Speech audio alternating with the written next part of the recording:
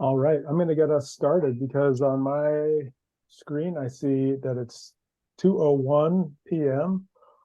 Welcome, everyone. Thanks so much for making time today to come and share some space with some college students and join us for our student voice panel.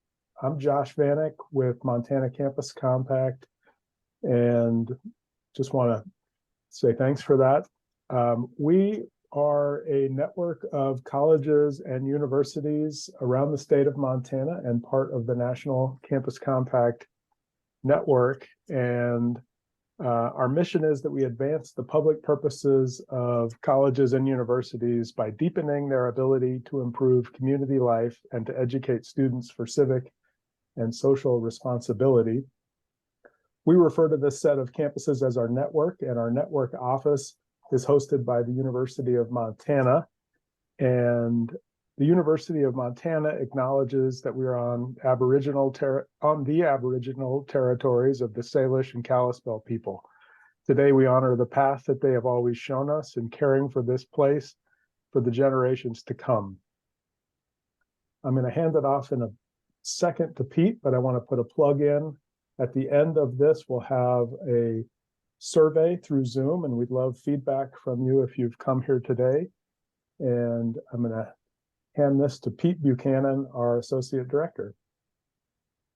Thanks, Josh. Yeah, for those of you who haven't met me already, my name is Pete Buchanan. I'm the Associate Director at Montana Campus Compact.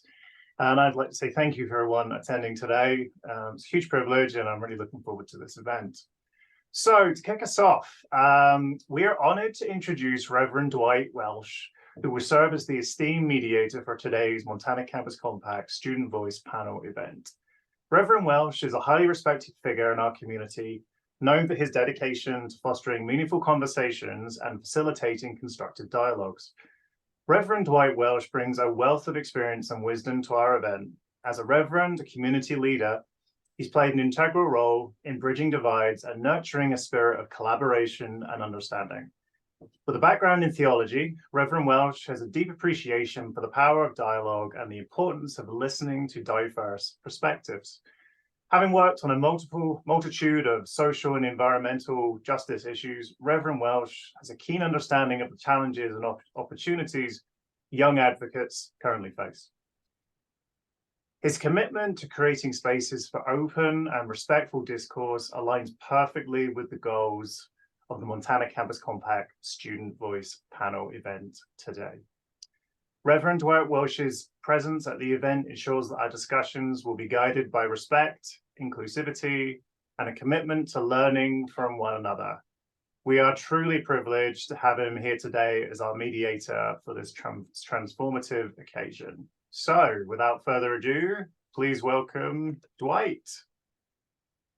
Well, I appreciate this, and it's a privilege to be invited to be a part of this. I feel like it's been a privilege also to connect with Pete in our previous work at Montana State University in Billings, and I'm recognizing the connections we've all had in relation to the campuses of the state. And we get to have a panel today of students, which is a great conversation to have.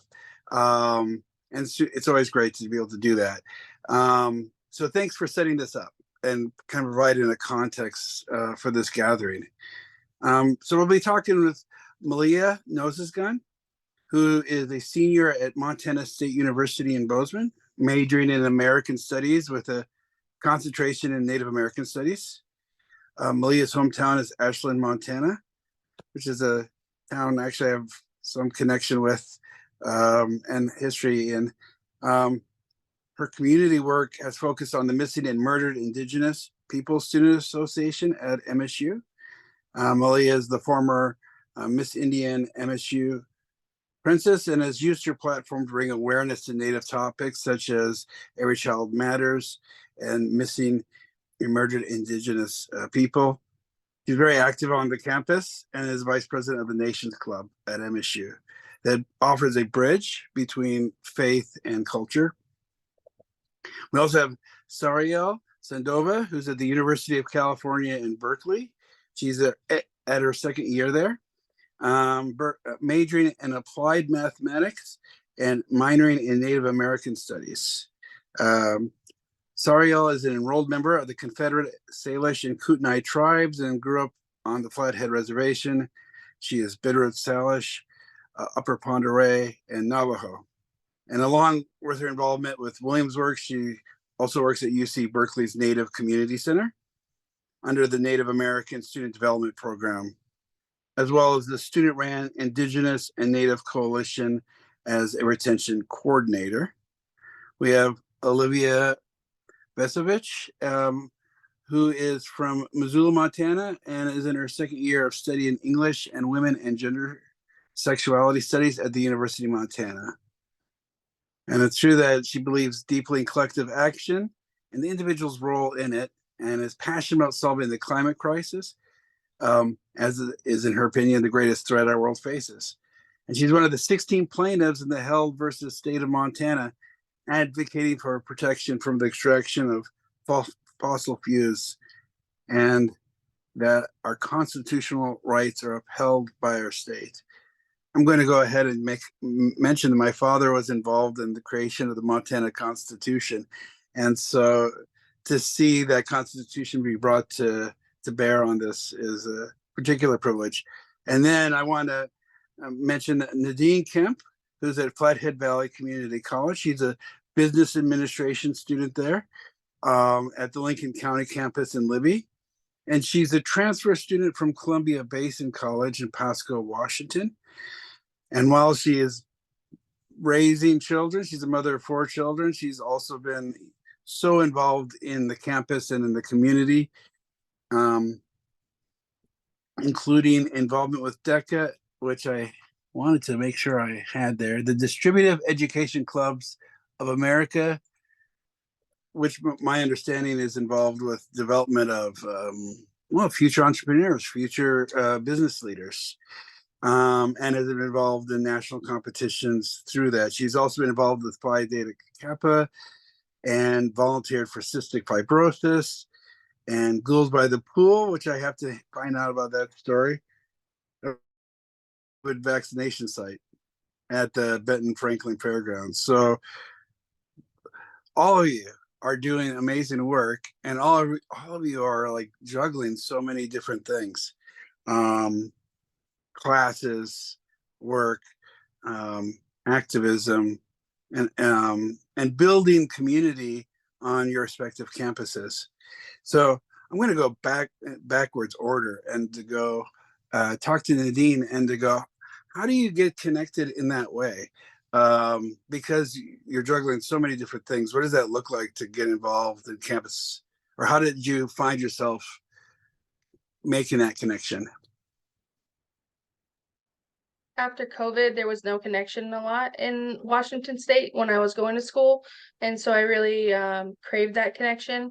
I was creating that connection for my kids. So how did I just kind of brought them along? I wanted them to see that college was an opportunity that they had and could be a fun opportunity. So a big one was, all right, what is available? Who's trying to do things and get them all together? Because COVID was really scary for a lot of people. So if there was a group of 5 over here trying to do positive volunteering, maybe they had resources that could match with the resources and volunteers that we had in our group. So that helped a lot. And Ghouls by the Pool is a Rotary one, and there were still people in Rotary wanting to do volunteer and good stuff for the community. So we were able to put on a walkthrough scare. We had people in the pool, jump scares, things like that, and that was pretty fun. And I just remember like being in a mask. it was pretty crazy. So. Oh yeah. Well, and what a great education also for your kids to be able to see that, to see that in action. That it's like a live possibility. I can remember the moment I met somebody who was an activist. She was a Catholic nun. I was in junior high, and I didn't even know that world existed, right? Until you kind of meet somebody like that. So, Olivia, I kind of a similar question, basically. I mean, how did you, get connected? Well, I'll ask you specifically about the constitutional case, Held versus State. but just general activism. How did you find that connection at the University of Montana? Well, my activism started when I was in early high school, and that's where I got connected to Held versus Montana. I was in a club at Hellgate High School, and it's called Students Against Violating the Environment, also known as SAVE. And the faculty advisor knew how involved I was in local activism, local climate activism, and he got me involved with our Children's Trust, who is the organization who put on Held versus Montana.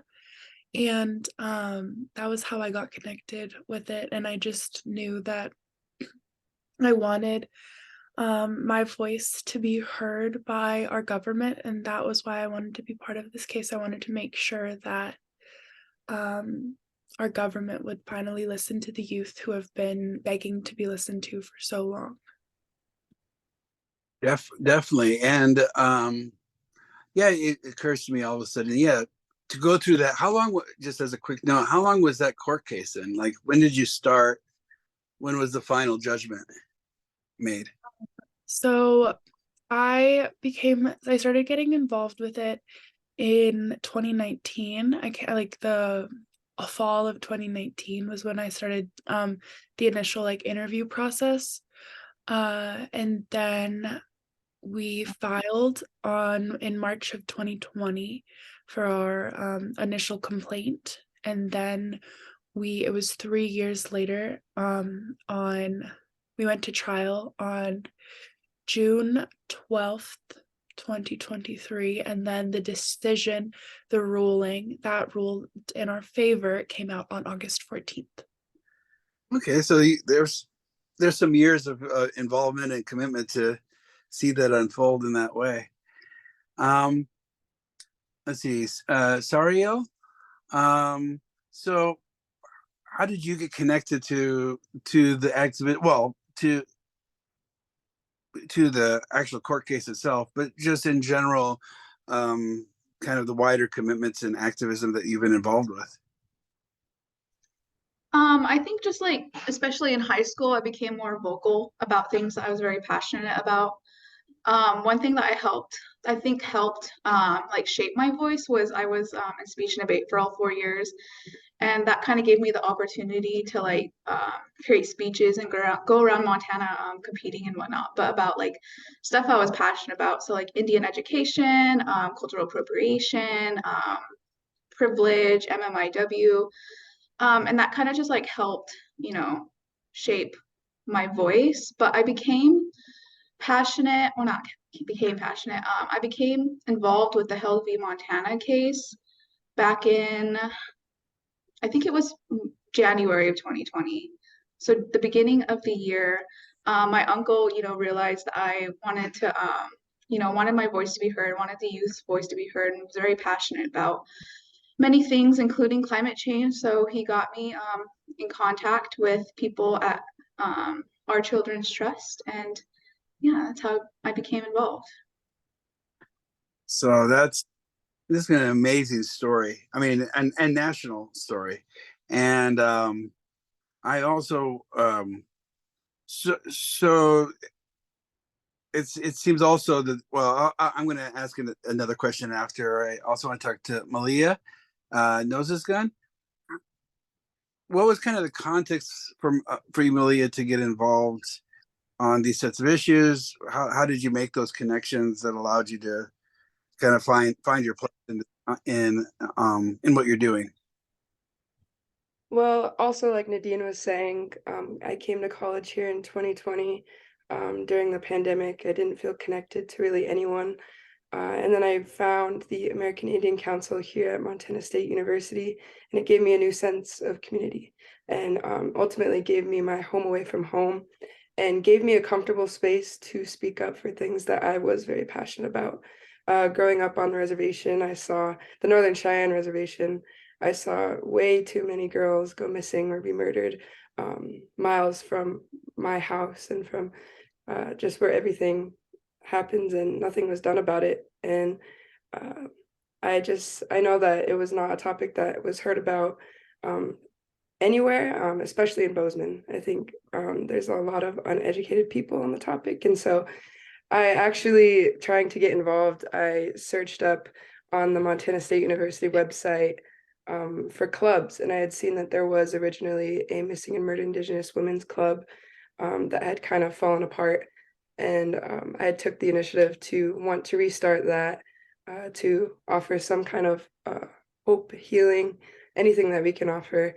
And I actually asked Montana State University basketball player Cola Bad Bear to be the co-president with me. And yeah, it's been awesome so far. Well, this is kind of interesting. COVID did a crazy number. I'm amazed at the resilience of students through that whole process. But it felt kind of like you all took active leads. That is, I mean, you're the one who's looking through the website.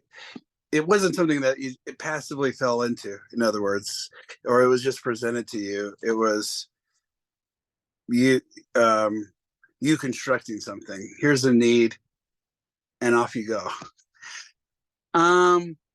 There's kind of two questions. I don't know if they're connected. We'll see. One is also, I'm hearing a lot from so there was already kind of a sense of wanting to do something in high school that you were able to kind of connect to in college. And though it's kind of been covered, is there anything that you think in high school that you already mentioned folks that women who had gone missing. I mean, what kind of I'm trying to think of the question, but what was the trigger to say, hey, I can do something.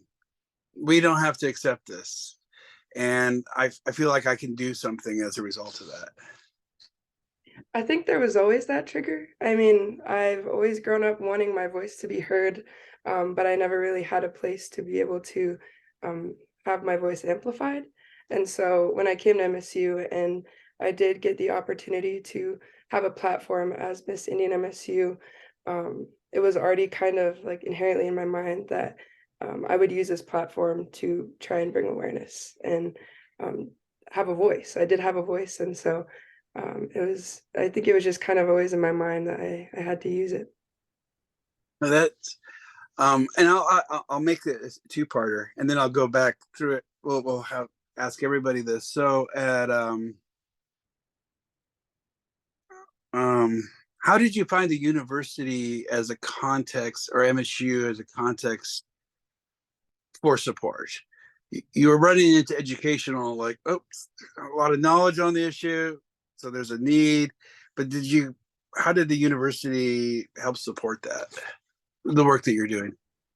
The university honestly has been amazing for me. I think, like I said, the American Indian Council gave me my sense of home.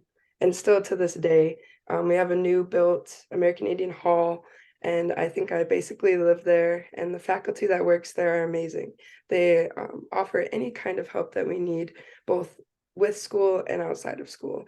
And it not only gives me that connection, the community, but also it brings that cultural aspect that I'm missing from being home.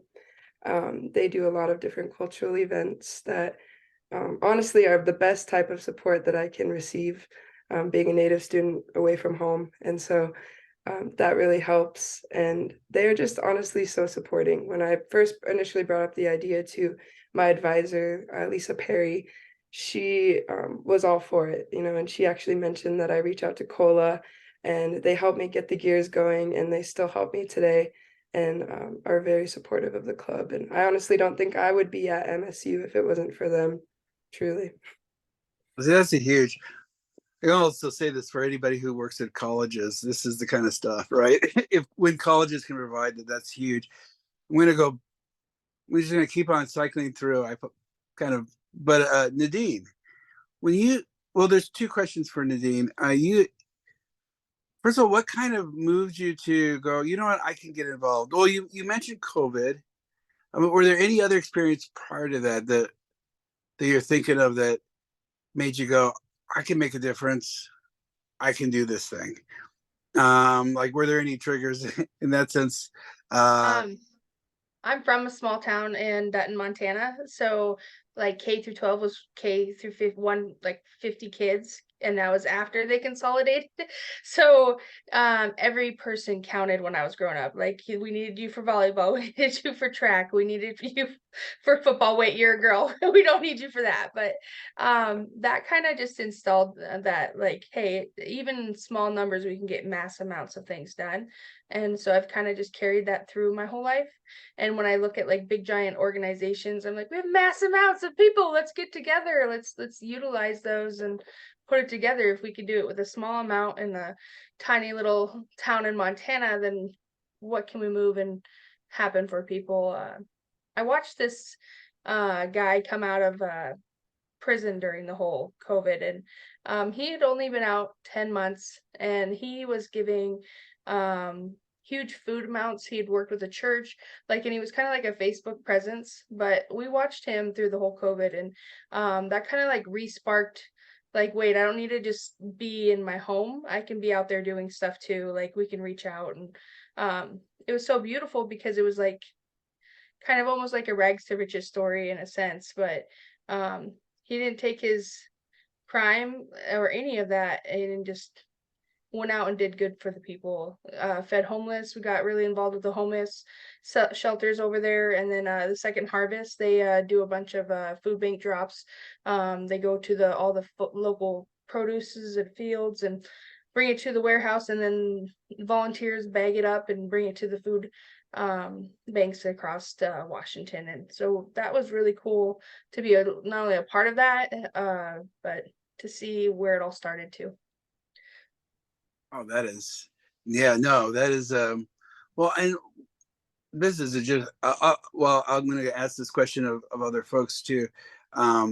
Just a general to all four of you. MSU-B is just like a buzz this year.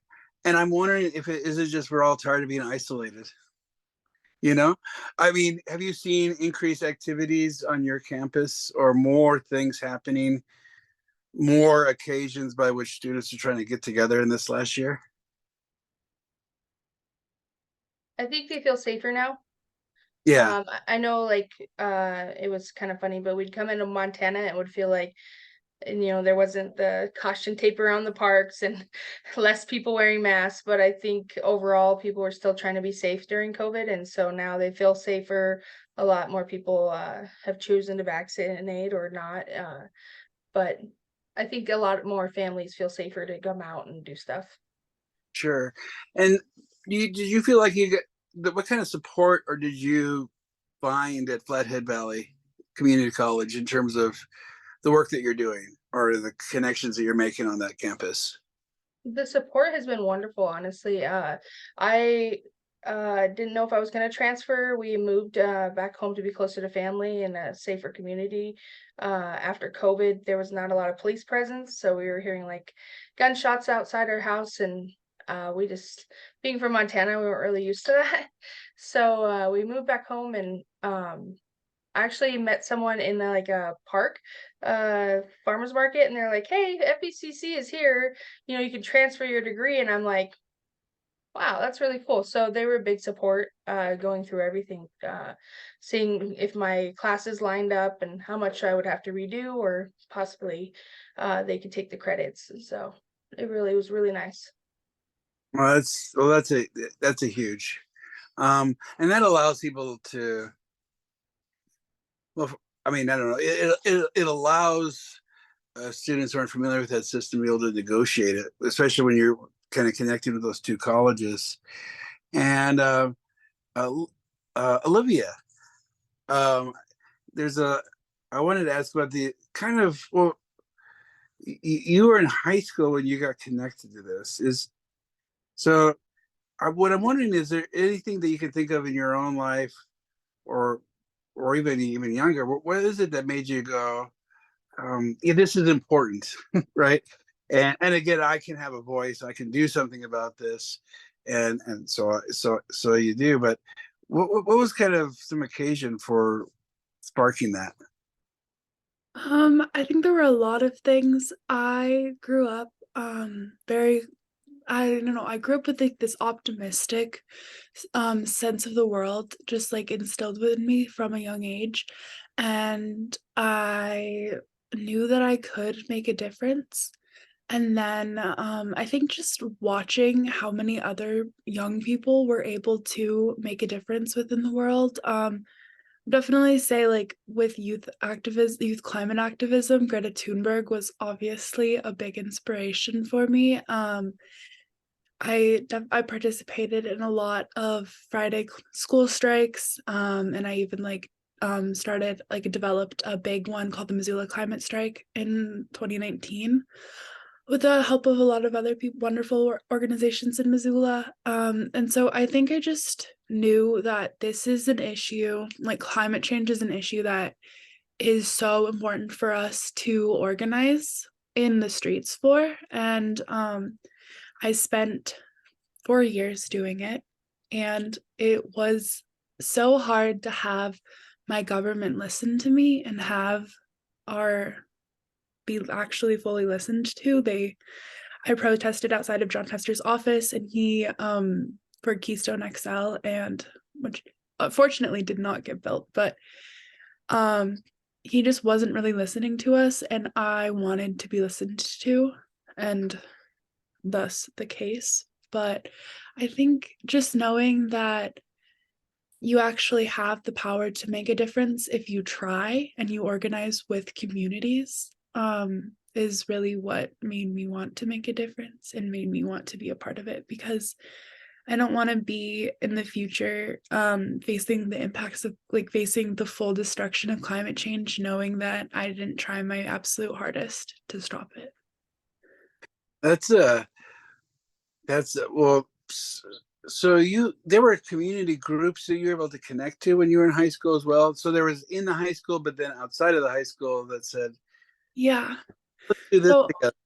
Yeah. I was a part of Missoula Climate Strike. We were together for just the climate strike, and then after that I joined the Sunrise Movement in Missoula, which is unfortunately no longer together in Missoula, but the Bozeman has a really good sunrise group, and Gallatin Valley. This is amazing. But so yeah, there were a lot of Missoula has a lot of really wonderful organizations specifically related to climate change. Like right now there's Families for a Livable Climate, which is so wonderful, and then the Climate Response Club, which unfortunately I'm gonna join, but unfortunately I have a class during when they meet this semester. So next semester I will be there. This is a kind of backdrop for anybody listening. It's like all you guys are doing like this amazing work, and you're doing it in the context of also taking classes and trying to get through your program and make a difference. I mean, it's a tricky business. So I'm always like, my hat's off to all of you for being able to negotiate that well. Wanted to also mention Greta Thunberg because I work with the Autistic College. We have a student group at MSU-Billings, and Greta's kind of multiple kind of inspirations, right? Because of her activism, but just her own background that led to that activism, which is a powerful connecting point, I think, for a lot of our students. So, University of Montana. So you mentioned some groups at the University of Montana. How is that campus, or how has that college been a space for you to kind of do the work? Or have you felt like it's a supportive college context to do the work that you want to do? Yeah, it's wonderful. I love it. I recently, because of my work with Held versus Montana, I got to meet with the Young Southeast Asian Leaders Initiative group. They were this group of young Southeast Asian climate activists throughout the world, and they were in this they were in this program where they got to study at the University of Montana, and then they got to study at a school in New Orleans and in DC, and it was really amazing. I got to learn so much from them, and they got to learn so much from me, and we got to have a lovely conversation about climate activism, and it really opened my perspective because they just were talking about how hard it was to protest for climate change in Southeast Asia. Like one of them was from the Philippines, and she was telling me about how if they protest, they can be murdered by their governments, and that was just and they were like, "How have you gone about navigating like people not agreeing with your opinion?" And I was like, "Well, no, nothing like that." And so it was harrowing to know that that's what they're facing, but really amazing to get to meet them. And so I got to meet them because of the Mansfield Center, which is one of the University of Montana's big centers, and it was really wonderful. No, I'm an alum, so I've hung out at that place a few times. But that is that's kind of amazing connection. It also kind of brings home, well, obviously the climate change is a global issue, and certain nations are hit in really profound ways. I also wanted to ask Sariel about what was the kind of the context to get involved, to get that said something that happened or some event or some person that led you go, I can do this and I can make a difference. They kind of opened up this as a path for you. I think just the support of my community, really. In terms of like the Held v. Montana case, I would say, yeah, just the support of my community, really. Like growing up and being raised and being raised. There are things that like, your family members, your elders, your community tells you, things that they observe. So when it comes to climate change, it was kind of like normal for me. Like, I use this example in the case, but like when we're talking about like berries and other like traditional foods and stuff like that, it was almost normal to hear that, they're getting farther and farther up the mountain. They're becoming like a scarcity and whatnot. And it was just like, it never used to be that way. So having, be that normal for you was really, really concerning, especially like hearing stories of like how it used to be and how like plentiful everything was. But yeah, just like being aware of that and then knowing what climate change is and how that's affecting like our land, ourselves, each other and stuff like that, made me like really passionate about climate change and doing something to, stop it. But yeah, just having the support of my community and that really helps. So. And you are very connected with the work of at UC Berkeley. I mean, certainly through student organizations, but also through kind of the university itself. And I'm wondering how do you see that? I mean, the kind of support that you're getting through the university to do the work that you're doing. Like, what does that kind of support look like for you? Sure. I mean, when I moved here, I was super scared. I was, 800 miles away from home. So I really sought out a community, and I found the Native community here on campus through the Native American Student Development Office, as well as the student-run organization, Inc., for short, the Indigenous and Native Coalition. And they have pretty much become my family here on campus. And I've gotten a lot of support in many different ways. So like, for example, with Inc., we've done numerous things that we're a retention and recruitment center. So we've done a lot of things in terms of like, amplifying Native voices, keeping students here, recruiting Native kids to higher education.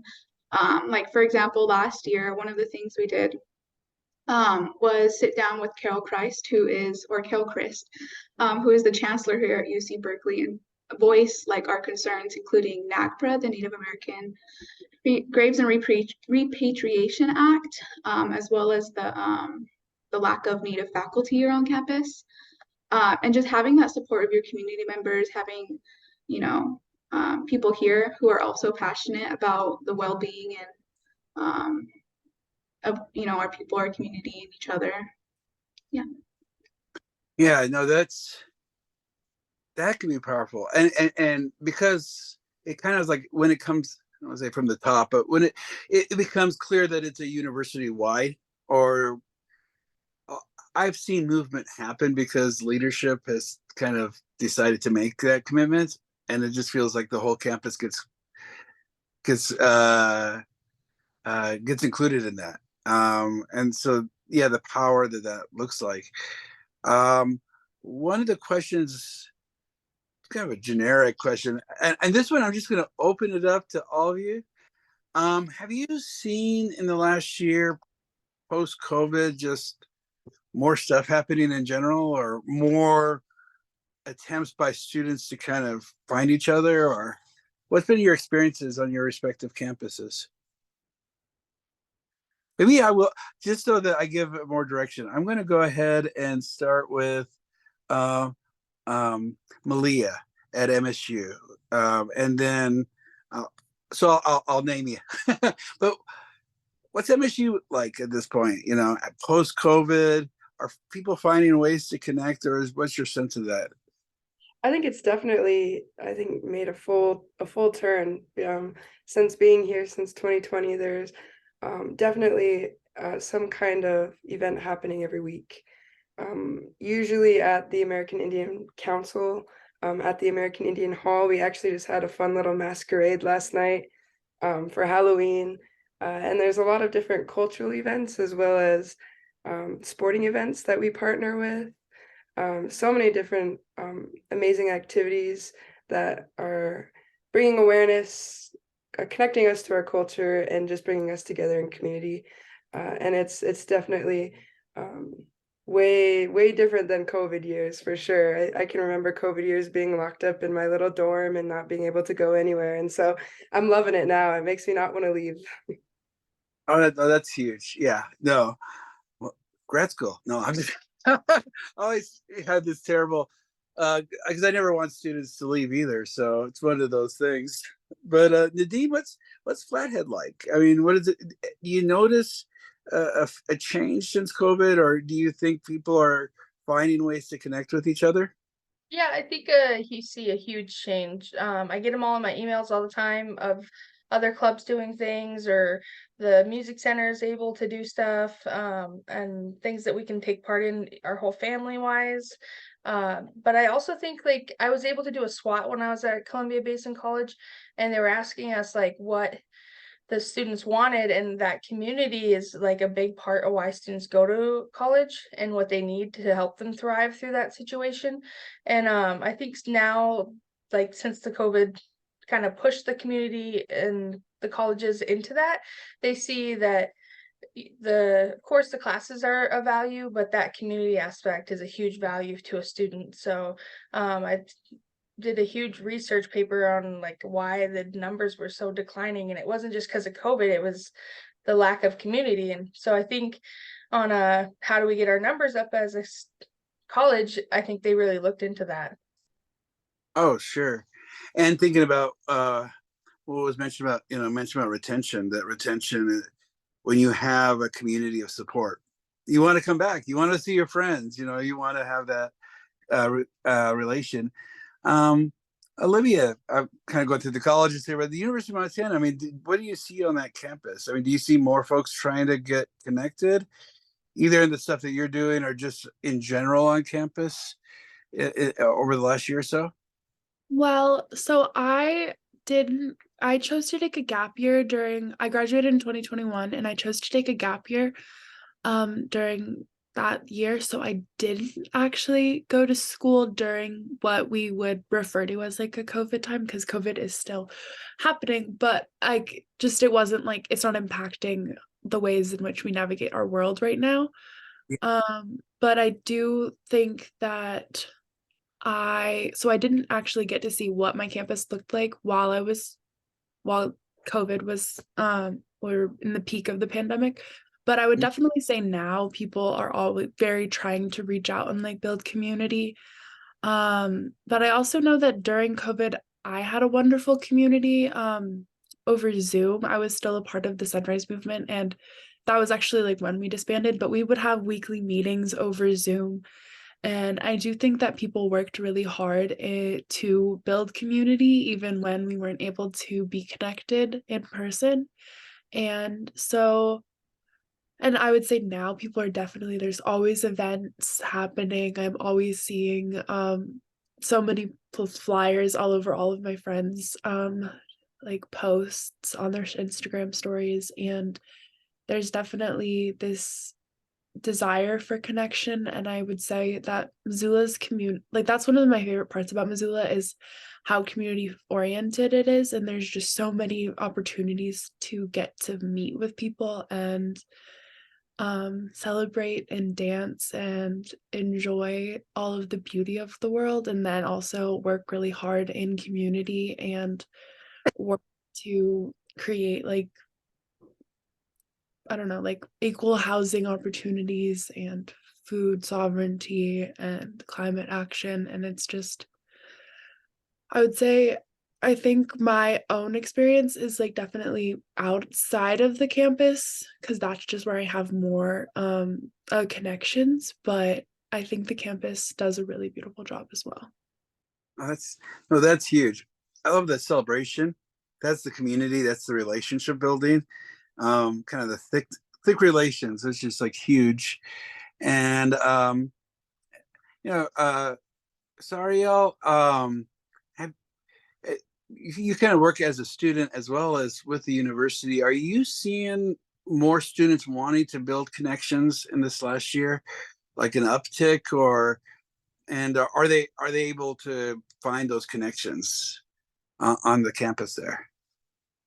I would say so. When I got here in 2021, the fall of 2021, we were in that like hybrid like era, I guess. So like some of my classes were online, some of them were in person. So like the classes I think that were like 200 or more were online, which makes sense because I wouldn't want to be in a room with COVID going around like that. But I think since then, you can definitely see students like reach out more and want to connect, whether that's in class or people that are coming through the Native Community Center that we have here on campus. And yeah, people are just reaching out more, wanting to connect, being a part of the community, coming to our programmings that we have, to our events and stuff like that. So yeah, it's been wonderful. It's been great meeting new people who weren't able to reach out before and are now. So yeah. No, that's huge. Yeah, like I said, when I look back at my college years, it's those friendships and that involvement is what I remember.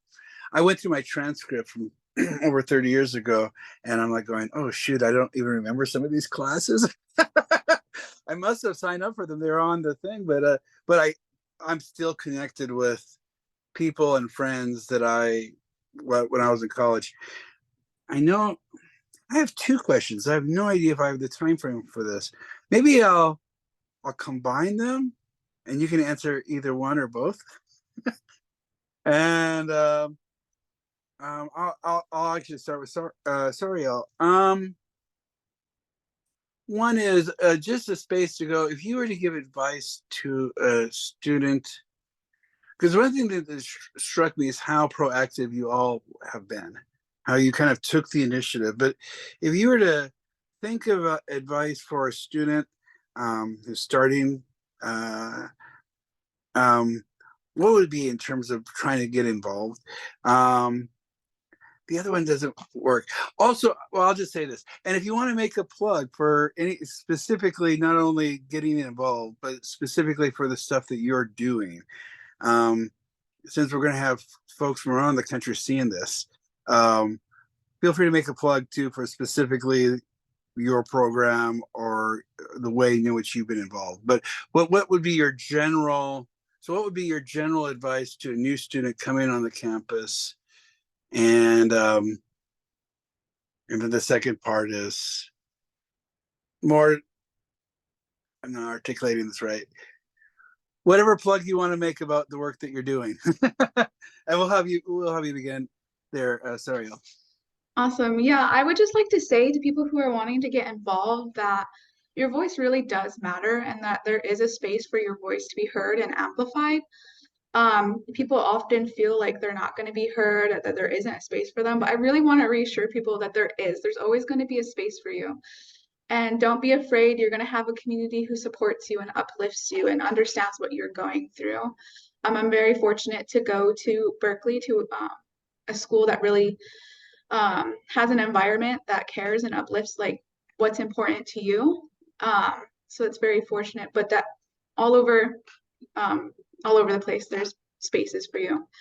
And in terms of Held v. Montana and getting involved, really just if you wanted to check out the Our Children's Trust website, there are many different resources that you can find there. And yeah. Oh, that's great. I appreciate that. And I'm gonna go ahead and ask Malia the same question. So it's kind of a two-parter. I'll see if I got this right. So the first part is just what advice, new student coming to MSU, that you would love to give a new student as they try to figure out ways to be involved. And then, yeah, I think a plug for what you do, like, you know, a way for folks who want to be involved or connected that you might be able to share with folks. I would definitely have to kind of disagree with what Sarah was saying. You know, I felt like my voice didn't matter, and just to reassure people that it does, and you can make change. You can start off on your own, and people will find you, and you will create community in doing it. And people do care for the work that you do, and you matter for sure. I think that too often, more than not, people, mostly Native people, feel like they don't have a voice, or they won't be able to make a voice for themselves and create change. And I think it's needed. It's definitely needed. People to step up and take leadership roles and make that initiative to go try and make change. And that is how we make change. And I can see that here with all of these wonderful people here too. And yeah, my plug, I guess we have an Instagram page. We definitely have a lot of different events that go on both on and off campus. Our Instagram is MSU_MMIPSA. We hope to host a lot of different events. We partner a lot with MSU Bobcat Athletics. And we do have a May 5th event every year that we host. It usually is our big event that we hope a lot of people will come to. And yeah. That's no. Well, I'm hearing actually for both of you that, you know, there's a kind of a belief in oneself also. So there's kind of proactive, there is a community support, and believe you can do this. You know, believe it's worthwhile doing this, and that you have something to say. So I'm gonna Nadine. Yeah, I think it's kind of, again, it's kind of the two-part. A new student comes to Flathead Valley Community College. What would you want to be able to impart on them to make the most connections, the most ability to make a difference on that campus? And then, yeah, feel free to plug anything that you're working on or that you think people might be of interest. We will have folks from Montana who are watching this, so would love to know what you're up to. I definitely think just start looking in your student clubs, start there.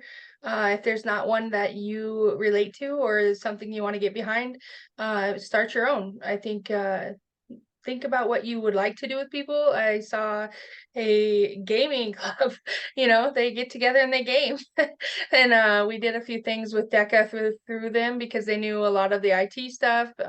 So I feel like if you don't see your community, don't feel afraid to create your own community. And also don't be afraid just because you're part of one community to get them all together and do some fun stuff too, because that's pretty much, you know, what we're all trying to do. We're trying to, you know, raise awareness or make a community for someone or themselves, and do fun stuff that leaves a mark on the college or even your community. So that's, I guess, my advice starting out. And DECA is huge for me. It made me feel very more confident. I did do speech and debate when I was a kid. And so that helped me with my speaking abilities, but being able to talk I guess turkey, I'm going to call it, but being able to talk like marketing and sales and why the incentive is there really helps kind of talk to teachers, because trying to get them involved, trying to put their time on top of teaching in their lives and stuff like that kind of helps incentivate, there we go, incentivate them also, along with the people in your group. What do we want for the group? Things like that really helps help me, I guess, stand in that club really as a leader. Well, that's huge. And I love to see the the clubs working together in that way. I wanted to close our time with Olivia to both the advice that she might have for a new student as she's coming onto the campus, and well, just plug anything you'd like, right? There's so many ways students can get involved in terms of climate change. We'd love to know, or any recommendations that you have. So I think the big thing is finding what you think is the biggest issue in our world and diverting your attention to that, because there are so many horrible issues in our world, unfortunately. And I think finding what you think where you think you're going to be able to make the most change and what feels the most meaningful to you, because I think that that's a climate or activism in general is so draining. And if you can find the thing that you feel the most passionate about and that you feel like you can make the most change within, I think that that's so important. And that's the beauty of this world, is that there are so many of us, so many different people with different opinions fighting to make this world a better place. And if you can find your space, that space exists. And if it doesn't exist right now, you can make it exist. And I think just like look on people's Instagrams, and it feels really scary to go and join new activism groups. And it's so what I would say is, if you could either bring a friend with you or just know that everyone else is also scared. Like everyone else is also a little bit scared of joining that group and being there, but the support is there, and you are going to find so many meaningful connections from that community, and it is so beautiful. And then I would say, like, my plug specifically pertaining to Held versus Montana is just making sure that our state is going to uphold our constitutional rights. We want to continue organizing, and we want to continue working towards climate activism. This is not a one and done win. This is the start of this is the start of governmental climate action. This is not the ending. And so just making sure that our state is not permitting new fossil fuel permits, which would violate our constitutional rights.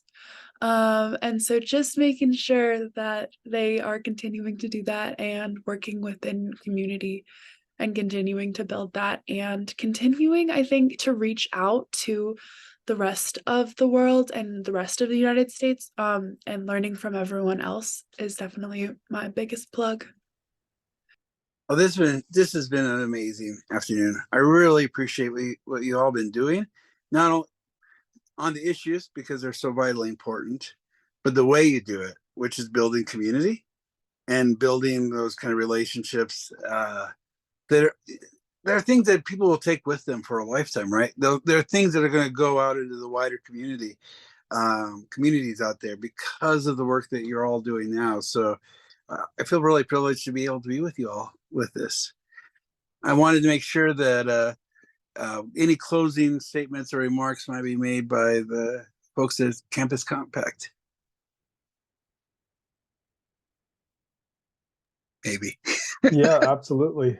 Thank you, Dwight. I was clicking my video button there repeatedly. I don't think that was helpful, but I want to echo what you just said, and thank you, panelists Olivia, Sarael, Nadine, and Malia. We really appreciate you making time for this, and Dwight for facilitating the conversation. Really have learned a lot and gotten inspired myself. So appreciate the goosebumps that I'm currently dealing with. I did want to, so Pete is going to launch the survey just for kind of getting feedback for folks that came to this. We did have a request from an attendee for any of the Instagram